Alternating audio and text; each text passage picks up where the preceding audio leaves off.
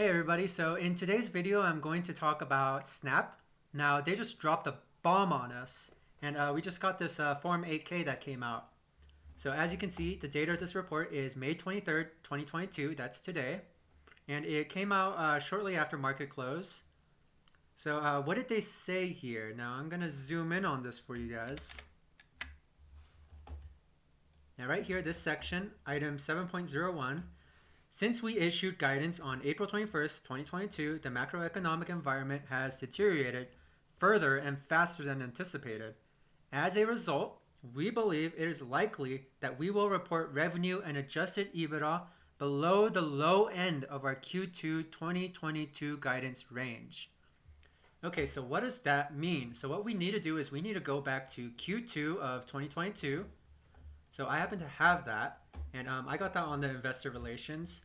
So jumping right into that, I am going to Q1. So for Q1, for Q2 outlook, they said revenue growth year over year is estimated to be between 20 and 25%. Adjusted EBITDA is estimated to be between break even and 50 million. So what this means is that we're likely going to get revenue that's under 20%, which definitely isn't good because one of the reasons why this is still trading pretty high, in my opinion, is because of their revenue growth. So we're going to get revenue below 20%. That's not good. And adjusted EBITDA is going to be below zero. So they said break even. Break even is zero. So if it's below break even, which is their low estimate, it's going to be negative. So, Snap normally reports negative GAAP earnings per share, and they normally report negative income. So negative income means negative earnings per share. So when they say that EBITDA is taking out depreciation and amortization, even then, they're expecting it to at least be positive, but now, they said it's going to be below break even. So even after taking out depreciation and amortization, we're going to be negative. So that, folks, is not good. And if I'm going to macro trends right here, you can go ahead and look at their trailing 12-month earnings per share, and we can look at their quarterly earnings per share. So normally this number is negative. We did have this tiny little quarter right here where it was positive, but as you can see, negative, negative, negative, negative. The trend has been negative, and we have these one-off quarters where it's positive. So overall, trend is negative, and now it's going to be more negative. So what does the chart look like?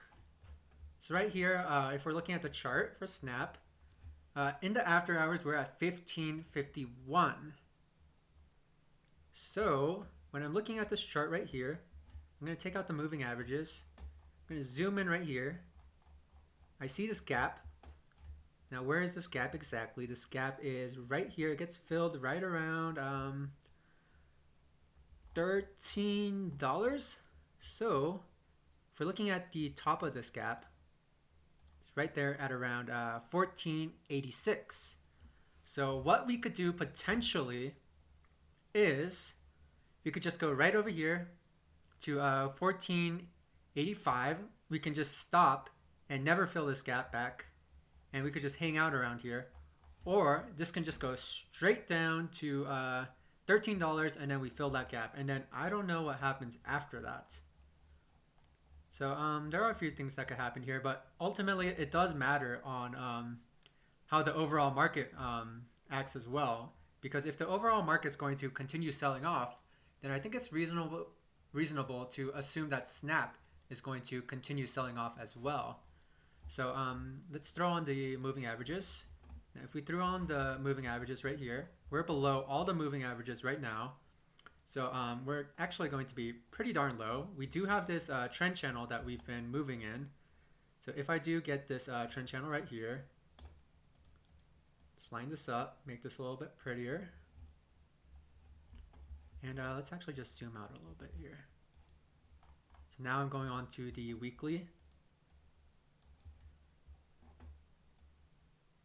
At the bottom of this trend channel is going to put us right around 12-ish dollars, 12-ish, 13. So we could just go all the way down here, fill that gap, and then maybe we could have a little bounce. So that could entirely happen. And let's just see what the collateral damage here is. So you can see Facebook took a hit. I mean, 7% after hours. Let's take a look at Twitter, TWTR. Twitter, 4%, almost 3 to 4%. Let's take a look at pins. Oof, almost 12%. So yeah, a lot of collateral damage here. And let's just see how this affected the NASDAQ. So yeah, the NASDAQ is down 1.24% after hours. So definitely a lot of collateral damage just from that one AK. So I hope this video was helpful to you guys, and stay safe out there.